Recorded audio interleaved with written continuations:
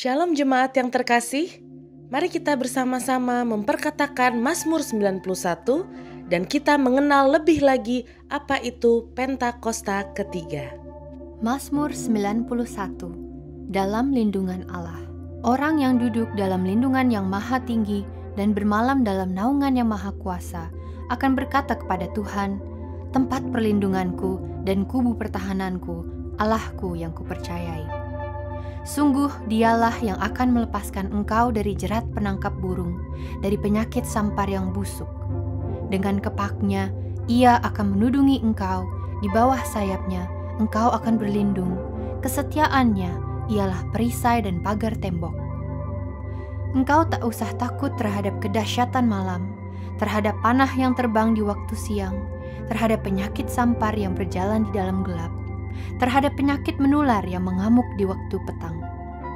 Walau 1.000 orang rebah di sisimu dan 10.000 di sebelah kananmu, tetapi itu tidak akan menimpamu. Engkau hanya menontonnya dengan matamu sendiri dan melihat pembalasan terhadap orang-orang fasik, sebab Tuhan ialah tempat perlindunganmu. Yang Maha Tinggi telah kau buat tempat perteduhanmu. Malapetaka tidak akan menimpa kamu, dan tulah tidak akan mendekat kepada kemahmu. Sebab malaikat-malaikatnya akan diperintahkannya kepadamu untuk menjaga engkau di segala jalanmu. Mereka akan menatang engkau di atas tangannya, supaya kakimu jangan terantuk kepada batu. Singa dan ular tedung akan kau langkahi. Engkau akan menginjak anak singa dan ular naga. Sungguh hatinya melekat kepadaku, maka aku akan meluputkannya. Aku akan membentenginya, sebab ia mengenal namaku. Bila ia berseru kepadaku, aku akan menjawab. Aku akan menyertai dia dalam kesesakan. Aku akan meluputkannya dan memuliakannya. Dengan panjang umur akan kukenyangkan dia, dan akan kuperlihatkan kepadanya keselamatan daripadaku. Pentakosta ketiga adalah pencurahan Roh Kudus yang dahsyat di zaman now, melebihi yang terjadi di Azusa Street. Kedua, Pentakosta ketiga akan mengakibatkan penuaian jiwa yang terbesar dan yang terakhir sebelum Tuhan Yesus datang kembali.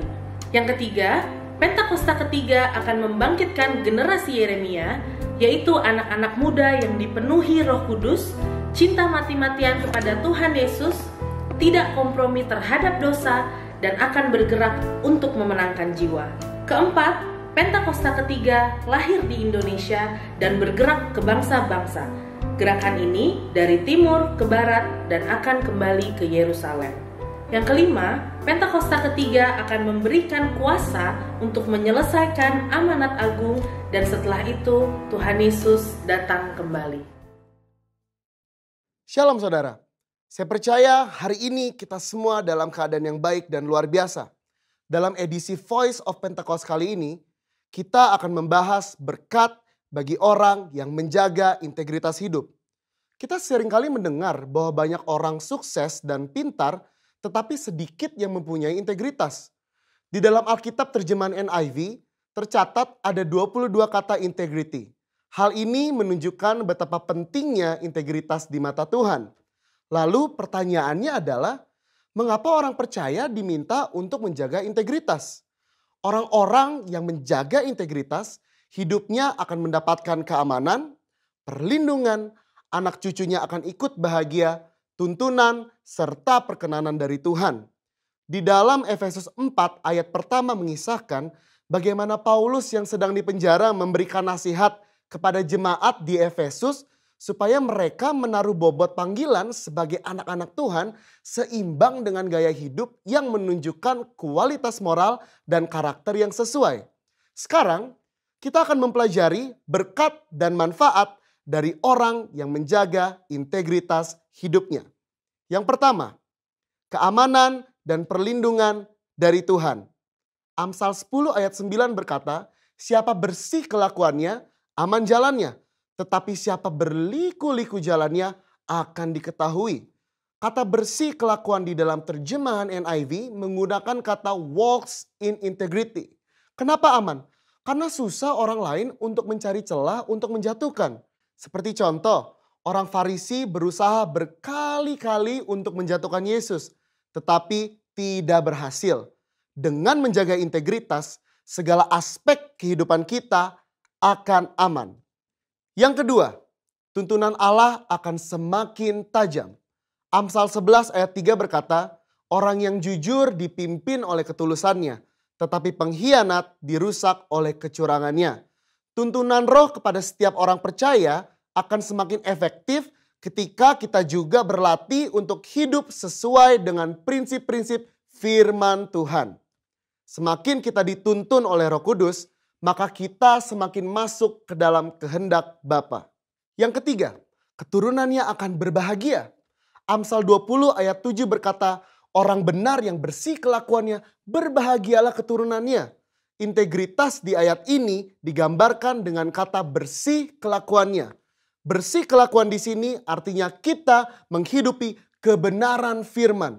Dalam Mazmur 37 ayat 25-26 dikatakan orang yang benar anak cucunya akan menjadi berkat.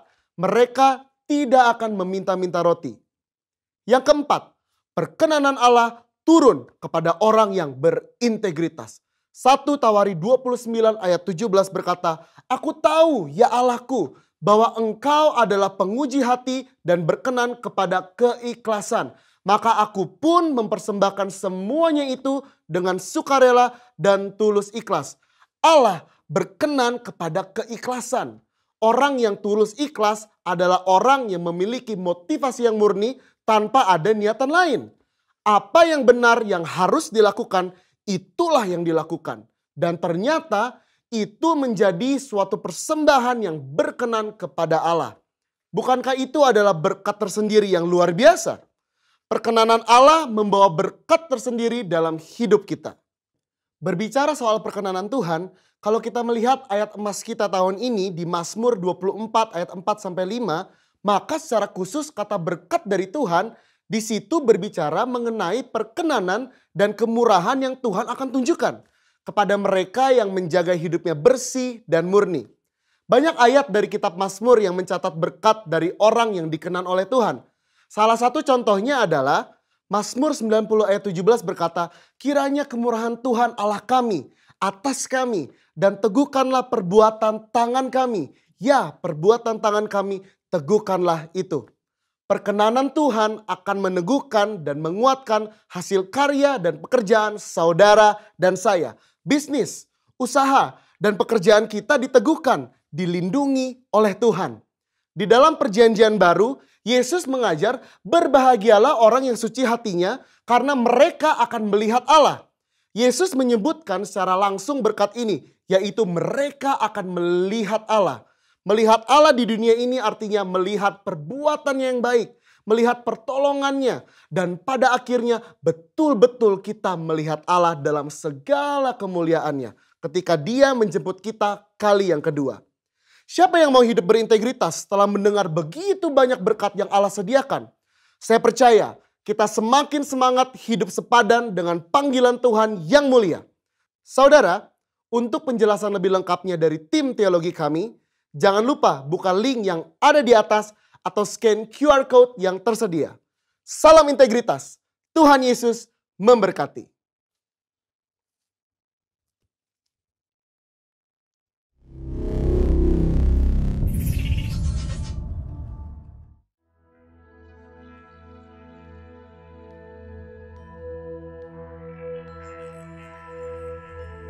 Terima kasih Tuhan Yesus, pagi hari ini Tuhan kami kembali mengucap syukur, memuji Engkau, berterima kasih untuk kasih-Mu, anugerah-Mu yang baru yang Kau beri bagi kami Tuhan. Terima kasih Tuhan, Engkau beri kami sekali lagi kesempatan untuk beribadah kepada nama Tuhan. Tuhan, pagi hari ini kami minta kuasa-Mu turun atas setiap kami, pengurapan yang baru turun bagi setiap kami, khususnya bagi hamba-hamba-Mu yang akan melayani kami Tuhan di pagi hari ini Tuhan. Ada urapan baru Tuhan, suasana sorga terjadi Tuhan, lawatan Allah biarlah kebangunan rohani terjadi Tuhan pagi hari ini Tuhan. Sehingga setiap kami yang beribadah kepada Engkau Tuhan pagi hari ini Tuhan, dapat bertemu muka dengan Engkau Tuhan. Dan kami merasakan dan kami berkata betapa Tuhan itu hebat, betapa Tuhan itu ajaib. Terima kasih Tuhan Yesus. Pagi hari ini kami percaya Tuhan bersama-sama dengan kami. Dan nama-Mu ditinggikan, nama-Mu dipermuliakan. Dan nama Tuhan senantiasa ada dalam setiap hidup kami ya Bapa. Dan juga Tuhan kami berdoa Tuhan pagi hari ini Tuhan, bagi hamba-Mu yang akan menyampaikan kebenaran firman-Mu Tuhan bagi kami. Biar kuasa-Mu Tuhan yang mengurapi. Ada Tuhan pewahyuan yang baru Tuhan. Ia akan membukakan tingkap-tingkap langit kebenaran-Mu Tuhan bagi kami. Sehingga kami dibaharui Tuhan, kebenaran itu akan memerdekakan setiap kami Tuhan. Sehingga kami mengalami kemenangan demi kemenangan yang datang daripada Tuhan. Bapa, pagi hari ini Tuhan, kami berdoa Tuhan buat gembala kami Pak Roditus Mangun Saputro dan Ibu Tuhan dan juga anak dan mantu mereka. Kami percayakan hidup mereka dalam tangan-Mu. Di dalam tangan-Mu mereka terpelihara sempurna dan tidak akan pernah kekurangan suatu apapun. Kuasa-Mu menaungi mereka. Kemuliaan-Mu terus Tuhan turun bagi hidup mereka Tuhan. Pelayanan mereka menjadi pelayanan yang luar biasa di hadapan Engkau. Sebab Tuhan bersama-sama dengan mereka. Dan kami percaya Tuhan, bersama dengan Tuhan, gembala kami Tuhan akan melakukan perbuatan-perbuatan yang gagah perkasa. Dan sungguh nama Tuhan ditinggikan. Terima kasih juga Tuhan. Kami berdoa Tuhan buat gembala sidang kami Tuhan Pak Niko Noto Raharjo dan keempat wakilnya. Kami juga percaya Tuhan bahwa pengurapan yang baru Tuhan, kuasa yang dari sorga Tuhan mengurapi mereka Tuhan, hikmat dari sorga Tuhan turun atas mereka, sehingga Engkau Tuhan akan memberikan kebijaksanaan Tuhan untuk menggembalakan umat yang Engkau telah percayakan kepada mereka. Perlindungan-Mu sempurna ya Tuhan, kuasa-Mu sempurna bagi hidup mereka, keluarga mereka Tuhan, ada di dalam tangan kasih karunia daripada Tuhan. Bapa, kami juga mau berdoa Tuhan Yesus bagi bangsa dan negara kami di pagi hari ini Tuhan. Bangsa kami Tuhan adalah bangsa yang dikasihi oleh Tuhan. Indonesia kepunyaan-Mu Tuhan, Indonesia milik-Mu Tuhan. Dan kami percaya kemurahan Tuhan turun bagi bangsa kami Tuhan. Kasih karunia-Mu Tuhan turun di bangsa kami Tuhan. Kami juga mau berdoa Tuhan buat Presiden kami Jokowi dan wakilnya Ma'aruf dan seluruh para menteri dan seluruh jajarannya. Tuhan, Engkau terus memberikan unity. Engkau terus Tuhan menuntun mereka. Engkau terus membuat mereka Tuhan bergandengan tangan Tuhan untuk membawa bangsa ini Tuhan makin hari makin maju di hadapan Engkau. Dan kami percaya Tuhan, Engkau tuntun Tuhan Pak Jokowi dan juga wakilnya Ma'aruf Tuhan untuk terus memiliki kebijaksanaan Tuhan untuk membawa bangsa ini Tuhan bangkit di dalam Engkau Tuhan, baik dalam perekonomian, baik dalam segala hal di bidang apapun Tuhan, bangkit dan maju Tuhan Yesus. Dan kami percaya Tuhan, pandemi COVID yang ada di bangsa ini tidak akan menghalangi berkat-Mu turun bagi bangsa kami. Kuasa-Mu tetap Tuhan ada bagi bangsa kami Tuhan. Dan kami yakin Tuhan Yesus, kemurahan Tuhanlah yang akan menuntun, yang akan menopang, yang akan menyelesaikan setiap masalah yang ada dalam bangsa ini Tuhan, khususnya pandemi COVID. Dan kami percaya Tuhan sembuhkan, Tuhan beri kemurahan, Tuhan beri keajaiban, dan juga Engkau menyembuhkan bangsa-bangsa yang lain. Seluruh bumi penuh kemuliaan-Mu Tuhan. Kau menyembuhkan seluruh bumi yang terkena pandemi COVID ini Tuhan. Kami serahkan Tuhan negeri kami, bumi ini kepada Engkau, dan biarlah nama Tuhan ditinggikan, dipermuliakan. Terima kasih Bapa. Kami juga mau berdoa khusus Tuhan buat kota kami, kota Jakarta. Tuhan tuntun gubernur kami biar lebih bijaksana, lebih berhikmat untuk membawa kota kami lebih maju di hadapan Engkau Tuhan. Terima kasih Tuhan, perlindungan-Mu turun bagi kota kami, kota Jakarta, dan kota Jakarta Tuhan menjadi kota yang indah di pemandangan-Mu. Tuhan, terima kasih Bapa. Kami mau terus beribadah kepada Engkau. Biarlah roh yang perkasa yang datang daripada Tuhan, kuasa dari sorga Tuhan turun di ibadah kami, sehingga setiap kami mengalami kasih karunia yang baru yang datang daripada Tuhan. Terima kasih Bapa yang baik. Di dalam nama Tuhan Yesus, kami mau terus memuji-muji Engkau. Haleluya. Amin.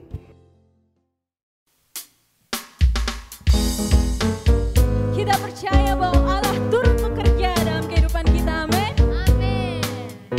Mari bersama-sama kita angkat pujian ini. Haleluya. Haleluya.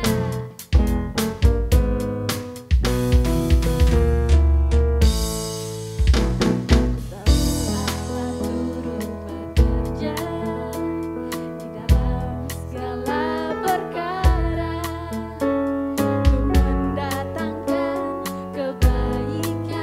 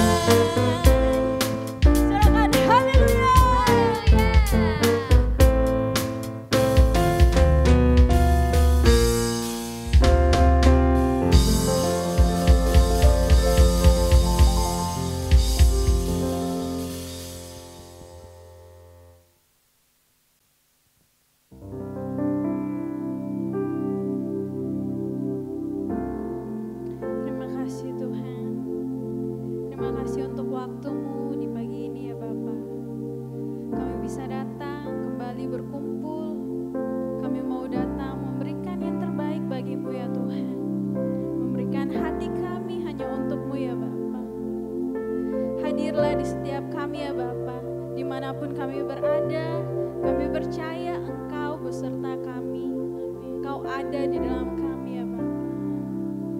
Segala pujian dan hormat hanyalah bagimu ya Bapa.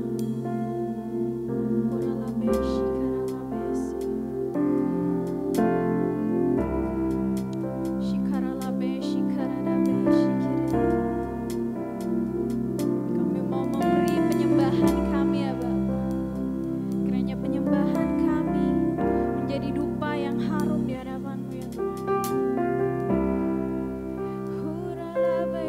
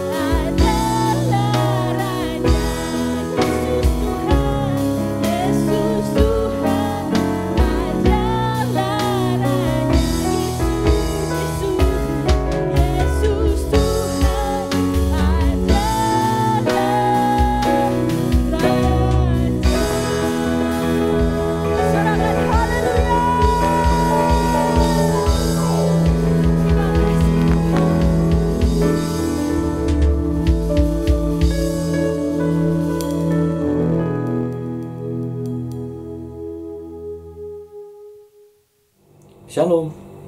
Selamat hari Minggu Bapak Ibu yang dikasihi Tuhan, dimanapun saudara berada saat ini. Senang sekali saya boleh ada di tengah-tengah saudara. Biarlah kita pagi ini boleh sama-sama menikmati hadirat Tuhan, berkat Tuhan, melalui pujian penyembahan kita, melalui doa kita, dan perenungan kita akan firman Tuhan, supaya kita tetap kuat dalam Dia, bahkan kita mengalami janji Tuhan, berkat Tuhan dalam kehidupan kita. Saudara, kalau saudara perhatikan, maka kita ini genap setahun ya, menikmati situasi dan kondisi seperti ini. Ya, rasanya banyak di antara saudara yang setuju dengan saya bahwa setahun yang berlalu ini kita menemukan bahwa ada begitu banyak teori, begitu banyak pengharapan-pengharapan mungkin yang kita pikir kita akan alami, kita akan terima. Itu tahun kemarin itu semua tertunda ya, belum terjadi saudara. Tapi di sini saya percaya Tuhan tuh mau mengajar kita untuk hanya berharap kepada Dia, hanya bersandar kepada Dia. Hanya Dia sumber ya kehidupan kita yang sejati. Nah, Alkitab mengajarkan bahwa kalau kita berharap kepada Dia, pengharapan kita tidak akan pernah mengecewakan. Karena Tuhan kita adalah Tuhan yang setia, Tuhan yang hidup. Nah, sebab itu saya percaya untuk melewati masa-masa seperti ini, ada satu hal yang kita harus selalu miliki, selalu rindukan untuk kita alami, yaitu yang namanya kemurahan Tuhan. Saya percaya kita semua setuju bahwa untuk melewati semua tantangan ini, untuk membuat kita tetap bertahan bahkan keluar sebagai pemenang, kita sangat memerlukan yaitu kemurahan Tuhan, belas kasihan Tuhan, kasih karunia daripada Tuhan, saudara. Nah, pagi ini kita mau belajar dari seorang tokoh di Alkitab yang dalam hidupnya telah mengalami kemurahan Tuhan yang luar biasa, saudara. Ya, dan di sini kita mau memperhatikan beberapa rahasia firman Tuhan untuk kita boleh mengalami kemurahan Tuhan. Saya mengajak kita melihat dari 1 Tawari pasal yang keempat, ayat yang ke-9 sampai ayat yang ke-10. 1 Tawari 4 ayat 9 dan 10. Saya bacakan buat saudara ya. Firman Tuhan berkata, Yabes lebih dimuliakan daripada saudara-saudaranya. Nama Yabes itu diberi ibunya kepadanya sebab katanya, Aku telah melahirkan dia dengan kesakitan. Yabes berseru kepada Allah Israel, katanya, Kiranya engkau memberkati aku berlimpah-limpah dan memperluas daerahku, dan kiranya tanganmu menyertai aku dan melindungi aku daripada malapetaka, sehingga kesakitan tidak menimpa aku. Dan Allah mengabulkan permintaannya itu. Katakan amin. Haleluya. Nah, saudara, izinkan saya cerita satu kisah yang ditulis di salah satu edisi majalah Time sekitar tahun 2005 ya. Di salah satu edisi tahun itu ada satu kisah yang terjadi di satu provinsi di China, itu provinsi Anhui ya. Nah, di provinsi Anhui itu dikatakan ada satu kampung yang terkenal sekali, namanya Kampung Hu. Diberi nama Kampung Hu karena penduduknya marga Hu semua pada waktu itu ya. Nah, ceritanya begini, 1000 lebih tahun yang lalu ya, dikatakan ada seorang dukun dari kampung lain yang tidak suka dengan kampung itu. Tidak tahu ada masalah apa ya di antara mereka. Lalu kemudian dukun itu yang memang terkenal sakti itu katanya melepaskan kutuk atas mata air satu-satunya waktu itu di kampung itu. Dan dia, jadi kutukannya itu bunyinya begini, siapa yang minum air dari mata air ini, maka anaknya akan cuma bisa punya satu. Keluarga itu akan hanya bisa memiliki anak satu, tidak bisa lebih. Dan saudara percaya tidak percaya, 1000 tahun berlalu, kutukan itu sungguh-sungguh terjadi atas kampung itu. Sampai kemudian mereka itu, ya karena perkembangan teknologi dan sebagainya, mereka bisa menemukan mata air yang lain. Sehingga mata air yang dikutuk itu tidak dipakai lagi. Nah, pendengar cerita ini mungkin sudah berkata begini, wow, betapa hebatnya ya, kutukan di masa lampau itu bisa berdampak jauh dalam kehidupan satu kampung, dalam kehidupan banyak generasi. Ya, mungkin sudah juga pernah dengar cerita yang mirip-mirip seperti itu. Bagaimana peristiwa di masa lampau itu bisa berdampak jauh dalam kehidupan seseorang atau satu keluarga bahkan. Ya, bagaimana ramalan di masa lampau, perkataan orang di masa lampau itu bisa berpengaruh dalam kehidupan seseorang, jauh dalam kehidupan seseorang. Tapi semua teori dan pemikiran itu tidak berlaku untuk tokoh yang tadi kita baca, yaitu Yabes. Saudara, Alkitab berkata bahwa dia itu dikasih nama Yabes sama mamanya karena waktu mamanya itu melahirkan dia, itu melahirkan dengan kesakitan, berarti dengan susah payah. Mungkin nyawa mamanya itu sempat dipertaruhkan demi kelahiran anak ini. Makanya supaya anak ini ingat, ya, dikasih nama Yabes kalian. Karena Yabes itu kan bahasa Ibrani artinya sakit atau kesakitan, saudara. Jadi bayangkan Yabes itu ya bertumbuh dalam satu keadaan yang tidak baik ya. Artinya nama itu kan adalah peringatan buat dia, mengingatkan siapa dia itu. Ya, mamanya kasih nama Yabes supaya lu ingat, nak, kamu tuh waktu ngelahirin itu mama tuh sakitnya setengah mati. Jadi mungkin Yabes bertumbuh dalam perasaan yang sangat berhutang budi kepada mamanya ya. Atau kalau kemungkinan yang terburuk ialah nama itu diberikan sebagai satu sindiran kepada dia. Ya, sebagai satu, artinya satu apa istilahnya? Satu perkataan yang supaya anak ini jangan pernah lupa bagaimana kamu itu nyakitin banget ya. Sehingga Yabes mungkin bertumbuh dalam satu penolakan karena peristiwa yang terjadi waktu kelahirannya, saudara. Bayangin waktu Yabes bertumbuh dewasa ya. Ya, kenalan sama seorang perempuan mungkin ya. Mungkin malu-malu kali ya, minder dikit gitu ya. Karena namanya itu loh ya. Mungkin dia tanya sama cewek itu ya, "Hai, namanya siapa?" Kata ceweknya, "Nama saya Deborah atau Jessica gitu." "Kamu siapa?" "Nama saya sakit." "Sakit apa?" "Enggak, nama saya emang sakit." "Waduh," kata ceweknya, "jangan-jangan beneran sakit nih orang ya." Nah, tapi kemudian sudah baca dengan nama yang merupakan satu tanda petik ya, satu kutukan buat dia, satu sindiran yang tajam buat dia. Dia rubah dalam doanya, dia minta kepada Tuhan supaya justru Tuhan membalikkan itu semua. Justru dia mengalami hidup yang diberkati oleh Tuhan sehingga sakit itu tidak menimpa dia. Dan Alkitab berkata Allah mengabulkan doanya Yabes itu, saudara. Nah, pertanyaannya begini, kok berani ya? Kenapa Yabes punya iman yang luar biasa sehingga berdoa seperti itu? Ya, doa yang mungkin pada zaman itu bukan doa yang lazim, saudara.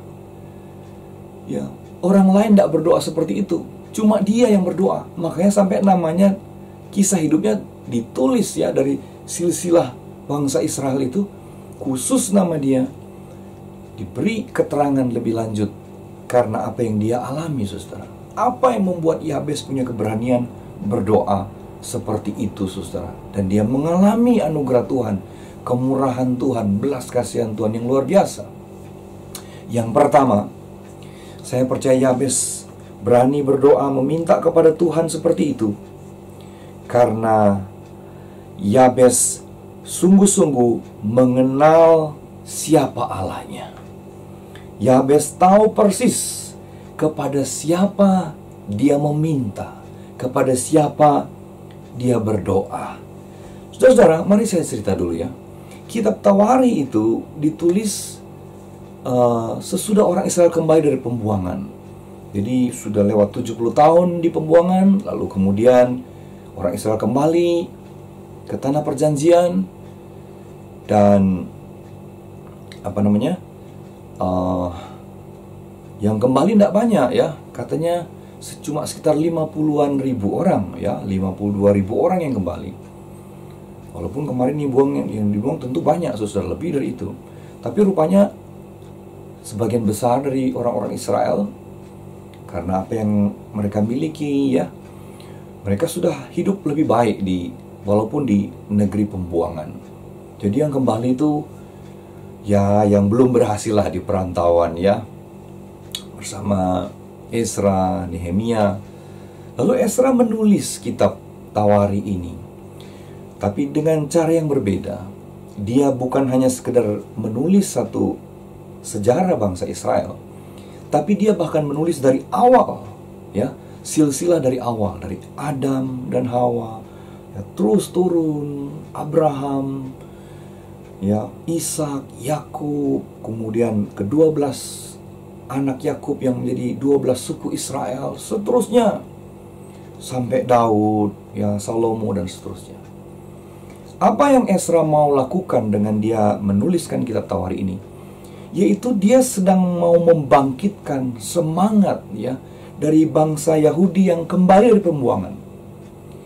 Mereka yang kembali ya, seperti saya bilang tadi, bukanlah yang sudah berhasil di perantauan ya. Mereka yang kembali, maaf ya, mungkin ya masih susah gitu. Tapi Ezra menulis kitab sejarah ini, leluhur-leluhur daripada orang yang kembali itu, untuk menunjukkan kepada mereka, mengingatkan kepada mereka siapa mereka sebenarnya, siapa leluhur mereka, dan siapa Allah yang disembah oleh leluhur mereka. Ya, Ezra cerita bagaimana Tuhan itu memilih Abraham, ya, Ishak, Yakub, bagaimana Tuhan membawa orang Israel keluar dari Mesir ke tanah perjanjian dengan tangan yang perkasa. Dia membelah Laut Merah sehingga bangsa itu bisa lewat ya, dan menduduki tanah perjanjian. Ezra cerita bahwa nenek moyangnya itu adalah seorang raja yang luar biasa, hebat, dipakai Tuhan dengan dahsyat, namanya Daud. Negeri yang tadi mereka kembali, yang menjajah mereka selama ini, dulu itu ditaklukkan oleh Daud. Tidak ada yang bisa bertahan di hadapan dia, karena bangsa Israel adalah bangsa pilihan Tuhan. Allah yang mereka sembah adalah Allah yang dahsyat, Allah yang luar biasa. Itu yang Ezra sedang lakukan kepada bangsa Israel yang kembali, yang notabene moralnya sedang jatuh, terpuruk karena baru kembali dari pembuangan, saudara. Dia mau mengingatkan tentang Allahnya Israel, Allah Abraham, Ishak, dan Yakub, Allah yang perkasa. Nah, saya percaya, saudara, Yabes juga tahu cerita itu. Yabes juga membaca cerita itu. Siapa leluhurnya? Dia tahu bahwa Allah yang dia sembah, Allah Israel, Allah Yahweh, adalah Allah yang sanggup melakukan perkara-perkara yang luar biasa atas dunia ini, khususnya atas bangsa Israel. Lalu Yabes berpikir, kalau laut aja bisa dibelah, kalau satu bangsa aja bisa dipilih, diberkati, dipakai Tuhan dengan luar biasa, apalagi cuma mengubah hidup saya ini.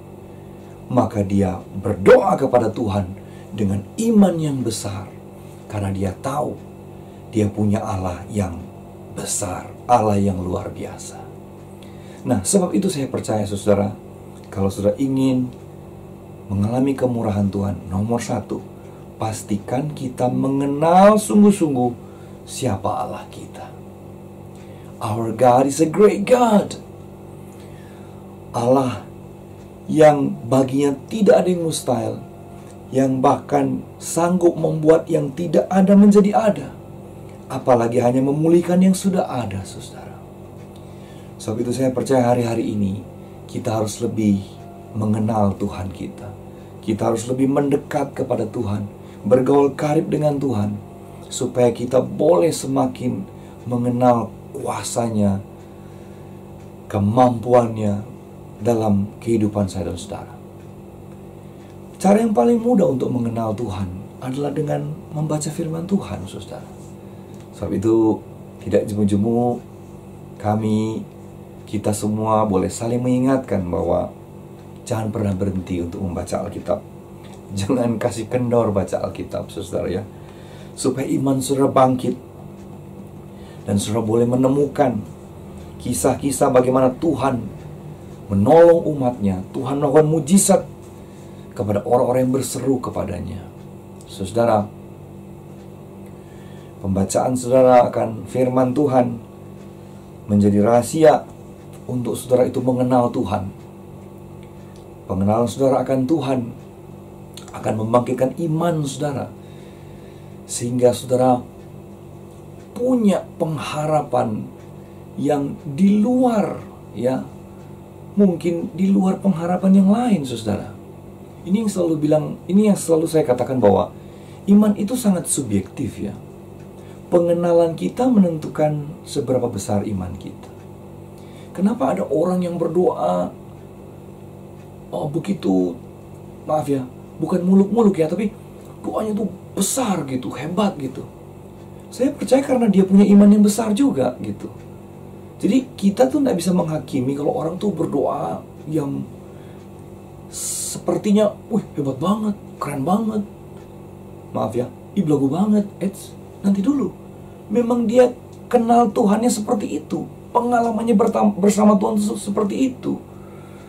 Nah, kita mungkin belum sampai situ, atau gak mau berusaha untuk lebih dalam mengenal dia, sehingga kita bahkan gak berani berdoa yang besar kepada Tuhan.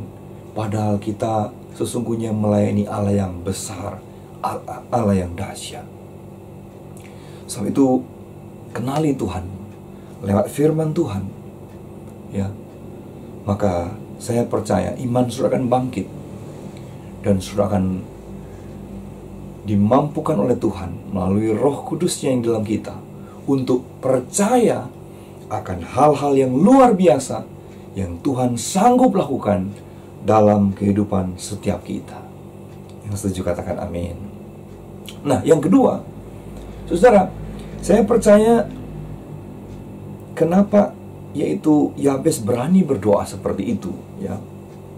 Dia meminta sesuatu yang luar biasa di hadapan Tuhan, yang justru menjadi kebalikan dari namanya, ya.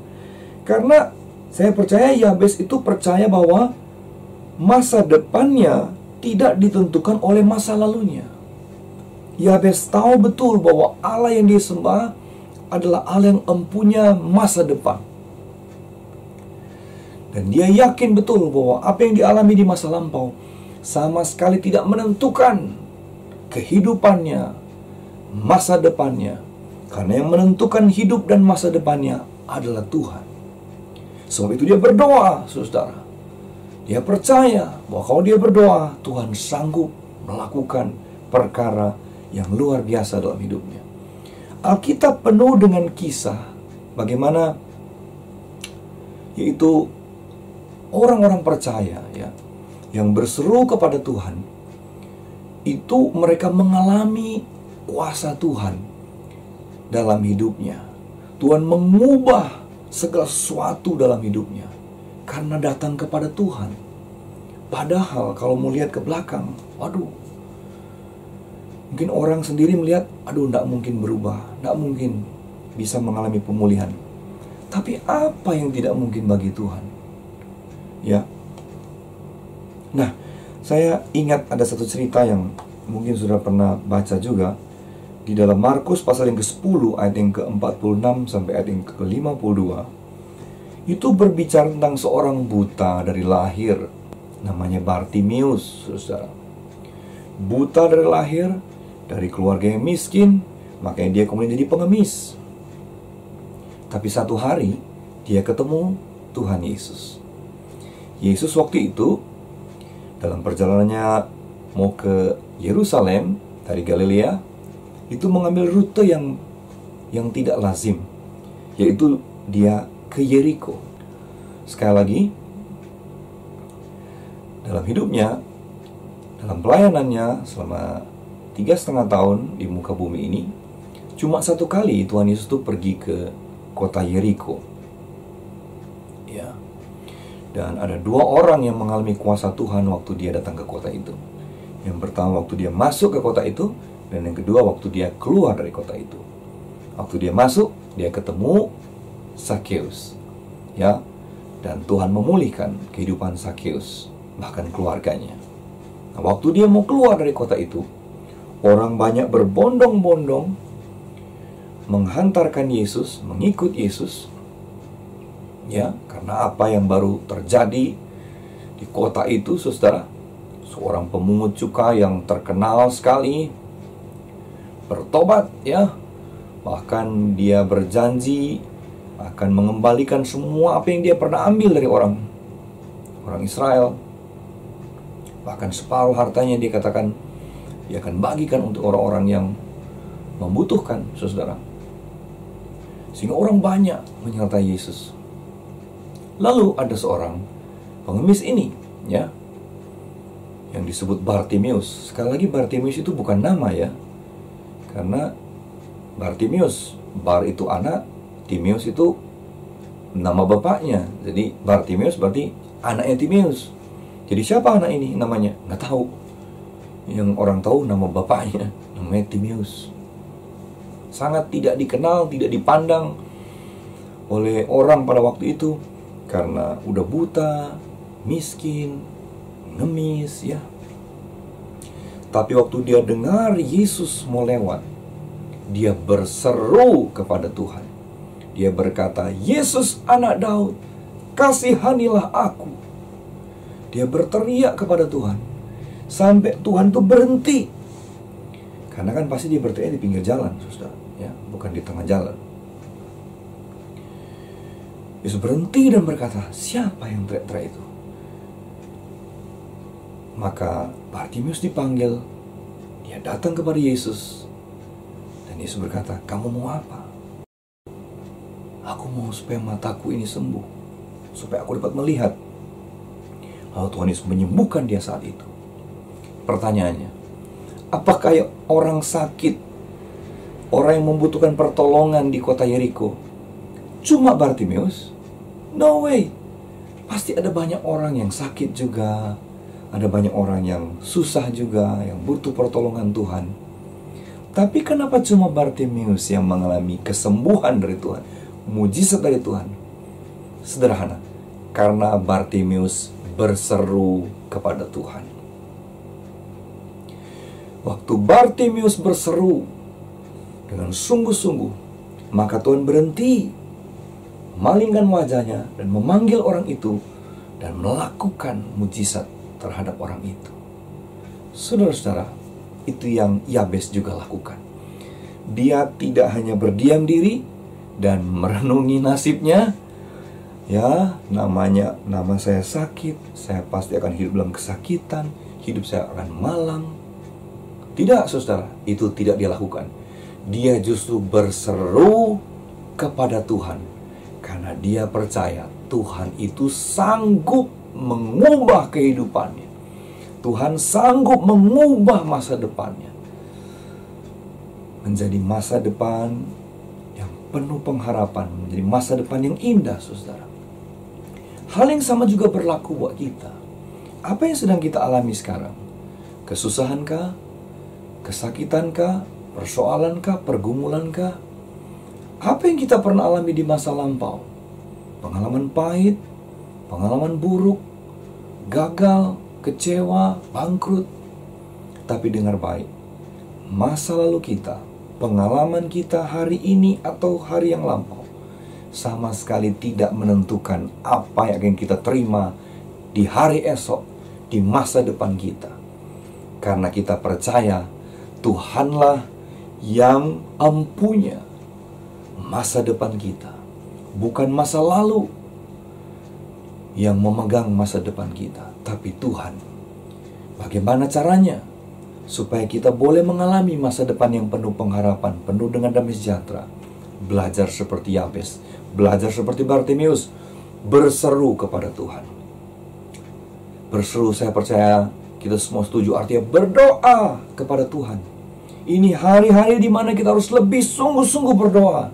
Sungguh-sungguh berdoa sama Tuhan. Jangan pernah putus pengharapan, jangan pernah putus asa waktu berdoa. Seolah-olah tidak ada yang akan berubah. Seolah-olah kita tidak akan mengalami pemulihan. Sekali lagi, sadari, ingat baik-baik bahwa Tuhan kita itu adalah Tuhan yang dahsyat. Tuhan yang tidak pernah berubah kuasanya dulu, sekarang, bahkan sampai selama-lamanya.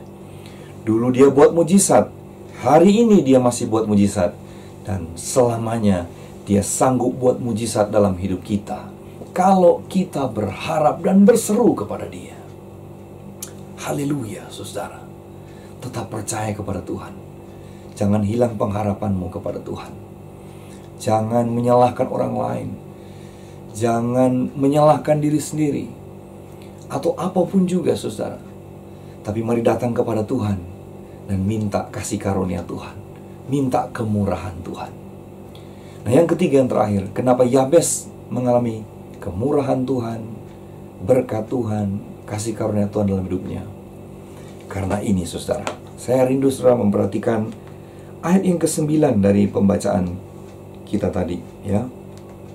Saudara Tawari pasal yang keempat, ayat yang ke-9, kita menemukan satu petunjuk yang luar biasa.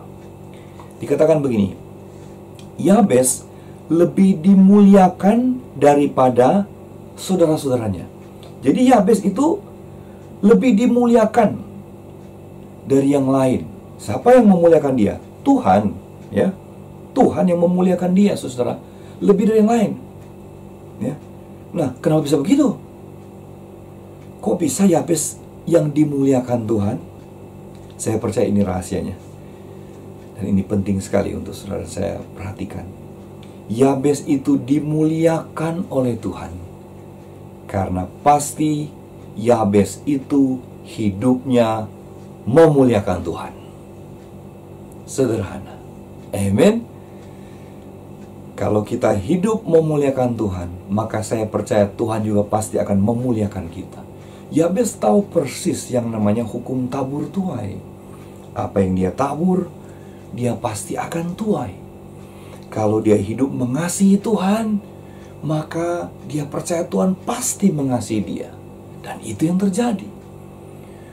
Kalau dia hidup memuliakan Tuhan, maka dia percaya Tuhan pasti memuliakan dia. Dan itu yang terjadi. Sebab itu, apa yang saudara inginkan Tuhan lakukan dalam hidup kita, mari kita juga jadi seperti apa yang kita rindukan itu. Kalau kita ingin merindukan kemurahan Tuhan, marilah kita jadi orang yang murah hati juga. Kalau kita ingin dimuliakan oleh Tuhan, ya, diangkat oleh Tuhan, diberkati oleh Tuhan, marilah kita juga menjadi pribadi yang memuliakan Tuhan dengan apa yang kita miliki, saudara. Marilah kita jadi pribadi yang menjadi berkat bagi orang lain. Maka pasti Tuhan yang akan memberkati hidup saya dan saudara. Ya, Dia akan selalu menjadi penyedia bagi kerinduan kita untuk menjadi berkat. Saya percaya saudara tahu bahwa kita ini kan cuma saluran berkatnya Tuhan. Kalau kita ingin jadi berkat, kita berdoa untuk jadi berkat, maka Tuhan akan berkati hidup kita. Ya, berkat itu pertama datang dalam hidup kita dulu, sehingga kita menjadi saluran berkat, saudara. Nah, kalau saudara itu tidak pernah punya kerinduan untuk menjadi berkat, maka maaf ya saudara ya, saudara percuma berdoa minta berkat. Artinya berkat itu ya tidak akan maksimal dalam hidup saudara. Ya, karena Tuhan mau kita tuh hidup untuk jadi berkat, sehingga Dia kemudian mencurahkan berkatnya dengan limpah dalam kehidupan kita. Sebab itu hari-hari ini mari saudara, kita harus hidup memuliakan Tuhan dengan apa yang kita miliki. Muliakan Tuhan dengan seluruh hidup kita, saudara. Hidup takut akan Tuhan, dengar-dengaran sama Tuhan, hidup mengasihi Tuhan. hidup dalam kekudusan. Kita muliakan Tuhan melalui kehidupan kita yang kudus di hadapan Dia. Supaya apa? Supaya kita punya keberanian untuk berdoa, meminta sesuatu dari Tuhan. Saya percaya kalau kita hidup jauh dari Tuhan ya, kita melakukan apa yang jahat di mata Tuhan, kita bahkan mungkin tidak berani untuk berdoa apapun kepada Tuhan. Tapi kalau kita dekat dengan Tuhan, kita mengasihi Tuhan, hidup kita memuliakan Tuhan, maka saudara, Roh Kudus sendiri akan mendorong kita, menolong kita untuk memiliki iman untuk berdoa dengan doa yang penuh kepercayaan bahwa Tuhan sanggup melakukan perkara yang luar biasa dalam kehidupan kita. Haleluya, saudara. Ya, mari saudara, kita sungguh-sungguh mengalami janji Tuhan hari-hari ini. Kita sungguh-sungguh boleh mengalami kemurahan Tuhan dan berkat Tuhan dalam kehidupan kita. Kita percaya bahwa masa lalu kita tidaklah menentukan masa depan kita, tapi Tuhanlah yang mempunyai masa depan kita. Dan bagian kita ialah kita percaya kepada Dia dan kita meminta dengan iman kepada Dia. Maka Tuhan pasti melakukannya buat kita. Saya tutup dengan ayat ini, saudara. Di dalam Keluaran pasal 33 ayat yang ke-15 sampai ayat yang ke-17 ya. Keluaran pasal 33 ayat yang ke-15 sampai 17, perikopnya berjudul Musa meminta penyertaan Tuhan di gurun. Ini adalah kisah ketika Musa sedang memimpin orang Israel dalam pengembaraan di padang gurun on the way ke tanah perjanjian. Lalu Musa menjumpai bahwa tidak mudah ternyata memimpin bangsa Israel ini. Dia tidak sanggup lagi melewati padang gurun ini. Ya, mungkin mirip-mirip kita juga ya. Kita sedang melewati satu padang gurun yang cukup berat ya dalam kehidupan kita saat ini karena situasi dan kondisi yang ada di sekeliling kita. Lalu Musa berdoa kepada Tuhan. Dia minta kemurahan Tuhan. Dia minta kasih karunia Tuhan bagi dirinya. Di dalam ayat yang ke-15 saya baca, berkatalah Musa kepadanya, jika engkau sendiri tidak membimbing kami, janganlah suruh kami berangkat dari sini. Dari manakah gerangan akan diketahui bahwa aku telah mendapat kasih karunia di hadapanmu, yakni aku dengan umatmu ini? Bukankah karena engkau berjalan bersama-sama dengan kami, sehingga aku dengan umatmu ini, dibedakan dari segala bangsa yang ada di muka bumi ini? Berfirmanlah Tuhan kepada Musa, juga hal yang telah kau katakan ini akan kulakukan, karena engkau telah mendapat kasih karunia di hadapanku, dan aku mengenal engkau. Saudara, Musa berdoa begini sama Tuhan, Tuhan, apa yang bikin aku beda dengan orang lain? Apa yang bikin bangsa ini berbeda dengan bangsa-bangsa lain? Kecuali kalau aku mendapat kasih karunia di hadapanmu. Aku minta kasih karuniamu ya Tuhan. Kalau enggak, aku nggak mau jalan lagi. Nggak kuat Tuhan, nggak sanggup. Kata Tuhan, karena kamu yang minta, aku beri kasih karunia. Karena Musa meminta kepada Tuhan, maka Tuhan mengabulkannya. Saudara, saya percaya kita memang harus minta kepada Tuhan supaya kita mengalami kemurahan Tuhan dalam hidup kita, mengalami kasih karunia Tuhan dalam hidup kita, ya, mengalami belas kasihan Tuhan dalam hidup kita. Itu akan memampukan kita untuk melewati masa-masa yang sukar dalam hidup ini.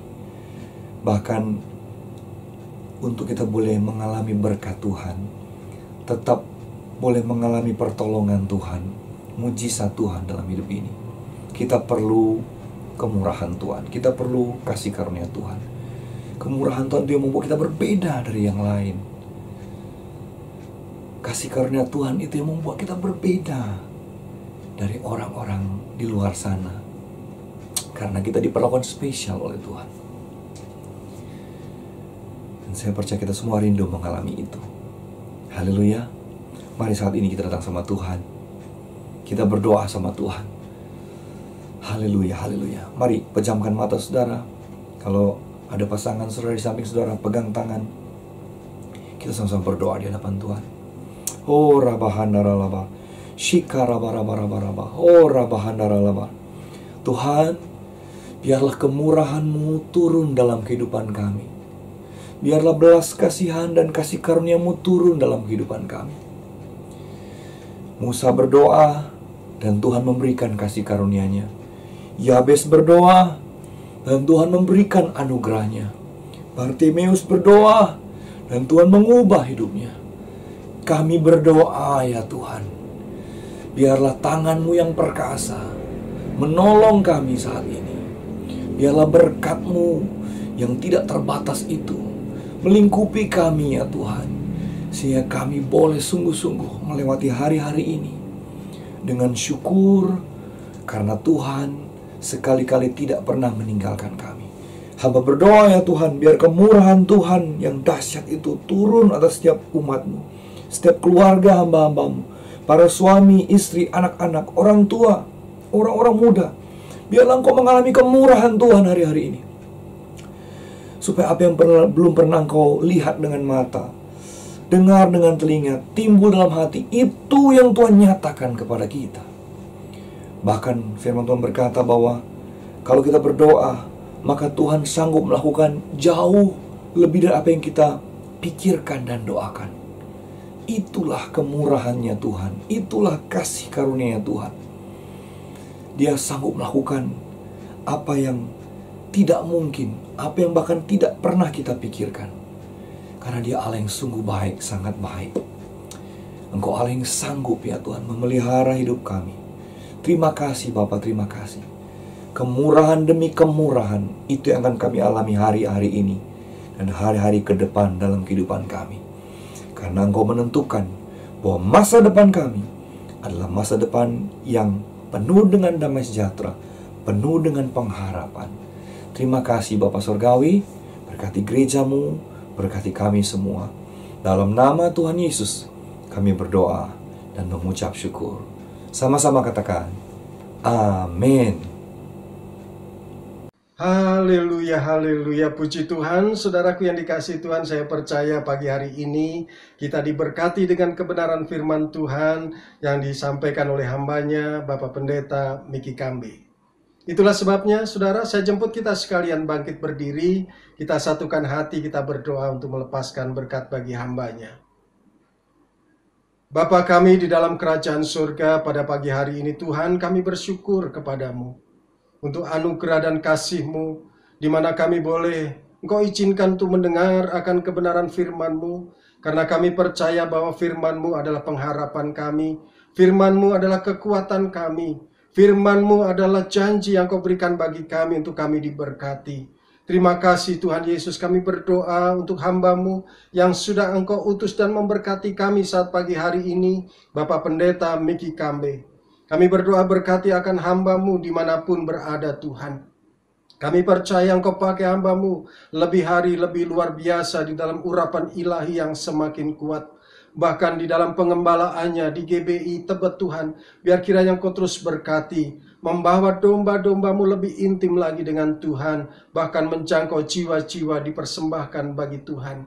Berkati keluarga rumah tangganya, berkati kesehatannya, perlindungan Tuhan sempurna atas hamba-Mu Tuhan. Terima kasih Tuhan Yesus, terima kasih. Bahkan pagi hari ini juga kami berdoa untuk setiap umat-umat Tuhan, jemaat Tuhan yang terkasih. Dimanapun umat-Mu berada, kami percaya kasih setia Tuhan terus Engkau sertakan. Bahkan perlindungan, pemeliharaan Tuhan juga ada bersama-sama dengan jemaat-Mu yang terkasih. Pada saat mereka sakit, Tuhan sembuhkanlah dengan sempurna. Pada saat mereka berputus asa, berikan pengharapan ya Tuhan. Pada saat mereka lemah, Tuhan kuatkan di dalam nama Tuhan Yesus. Dan kami bersyukur Tuhan, kasih-Mu sedang dilimpahkan, khususnya kepada setiap keluarga demi keluarga. Hari-hari ini Engkau sedang bekerja dan memberkati setiap keluarga, agar setiap keluarga boleh menikmati kerajaan surga di dalamnya. Diberkati setiap suami, diberkati setiap istri, diberkati anak-anak, diberkati menantu cucu, keluarga besar diberkati di dalam kasih Tuhan. Terima kasih Tuhan Yesus. Kami berdoa untuk jemaat-jemaat Tuhan, anak-anak-Mu yang terkasih. kalau pada saat ini akan memberikan yang terbaik, persembahan yang terbaik, yang diberikan dengan hati penuh dengan sukacita. Kami percaya Tuhan, apa yang dikerjakan oleh umat-Mu, pasti Engkau berkati dengan lipat ganda. Kau bukakan setiap tingkap langit Tuhan, dan kami percaya setiap umat-Mu tidak akan pernah kekurangan apapun juga, segala sesuatunya dicukupkan. Terima kasih Tuhan Yesus buat kesempatan pagi hari ini di dalam ibadah kami yang penuh dengan berkat. Dan kami percaya setiap doa, pujian, penyembahan kami merupakan dupa yang harum di hadapan Tuhan. Terpujilah nama-Mu Tuhan. Sebentar kami akan mengakhiri ibadah kami dan kami mempersiapkan hati kami untuk menerima berkat daripada Tuhan. Kekasih-kekasih Tuhan, terimalah berkat yang berlimpah-limpah dari Allah Bapa di sorga, kasih setia dari anaknya yang tunggal, Tuhan kita Yesus Kristus, kekuatan dan penghiburan dari Allah Roh Kudus, menyertai kita mulai saat ini sampai Maranatha, Tuhan Yesus datang, menjemput kita di awan-awan yang permai, bahkan kekal selama-lamanya. Limpahkan berkat rahmat-Mu.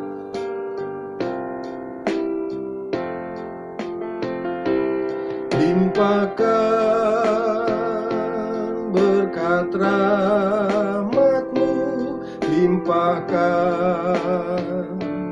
damai serta-Ku, limpahkan kasih karunia-Mu di dalam Yesus Tuhan.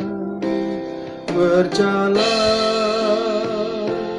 di dalam Roh-Mu, melakukan kehendak-Mu, hidup dalam kebenaran-Mu sampai selamanya.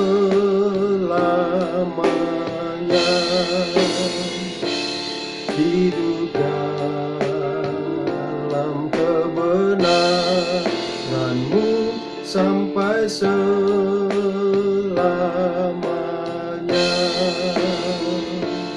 Hidup dalam kebenaran-Mu sampai selamanya.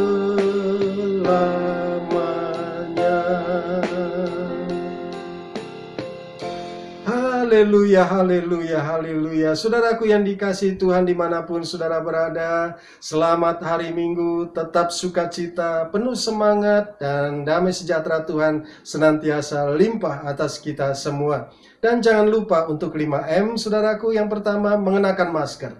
Yang kedua, menjaga jarak. Yang ketiga, mencuci tangan. Dan yang keempat, menjauhi kerumunan. Dan yang kelima, mengurangi aktivitas. Haleluya. Tuhan Yesus memberkati kita sekalian. Puji Tuhan. Haleluya. Biarlah kita semua menjadi saksinya Tuhan Yesus, memberitakan Injil pada dunia ini. Betapa baiknya, betapa besarnya Tuhan kita Yesus Kristus. Sama-sama kita nyanyikan janji-Mu. Janji-Mu, pengharapanku. Firman-Mu, kekuatanku. Dalam-Mu Yesusku, sempurna karya-Mu. Ku mau beritakan kebaikan-Mu. Kabarkan Injil-Mu, serukan nama-Mu, Yesuskan Tuhanku, penebusku. Serahkan haleluya. Biarlah kita menjadi saksi bagi Tuhan.